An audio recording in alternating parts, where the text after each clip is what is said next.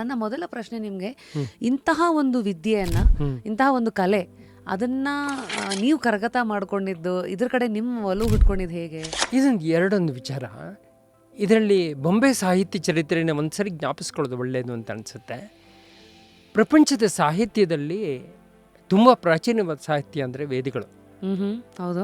ವೇದಗಳಲ್ಲಿ ಋಗ್ವೇದ, ಯಜುರ್ವೇದ, ಸಾಮ ಮತ್ತು ಅಥರ್ವಣ ವೇದ ಅಂತ 4 ವೇದ.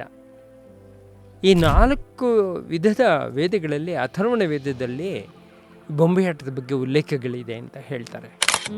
ಅಂದರೆ ನಾನು ಎಷ್ಟು ಪ್ರಾಚೀನತೆ ಅನ್ನೋದಕ್ಕೆ ನಿಮಗೆ ಹೇಳ್ತಾ ಇದ್ದೀನಿ ಇದನ್ನು. ಯಾವುದೇ ಒಂದು ಶಾಸ್ತ್ರ ಆಗಿ ಒಂದು ಕಲೆ ಶಾಸ್ತ್ರವಾಗಿ ಬರಬೇಕಾದ್ರೆ ಅದ್ರ ಹಿಂದೆ ಎಷ್ಟೊಂದು ಪರಿಶ್ರಮ ಇರಬೇಕಾಗುತ್ತೆ, ಅನುಭವ ಬಂದು ಗಟ್ಟಿಯಾಗಿ ಬಂದಾಗ ಮಾತ್ರ ಅದನ್ನು ಸಮಾಜ ಒಪ್ಕೊಳ್ಳುತ್ತೆ. ವೇದಗಳ ಕಾಲದಲ್ಲೇ ಇದನ್ನು ಒಪ್ಕೊಂಡಿದ್ದಾರೆ ಅಂತಂದರೆ ವೇದಕ್ಕಿಂತ ಹಿಂದೆಯೇ ಇದು ಎಷ್ಟೋ ಶತಮಾನಗಳ ಹಿಂದೆ ಇದು ಆವಿರ್ಭೂತವಾಗಿರಬೇಕು ಅಂತ ಎಲ್ಲ ವಿದ್ವಾಂಸರು ಹೇಳ್ತಾರೆ.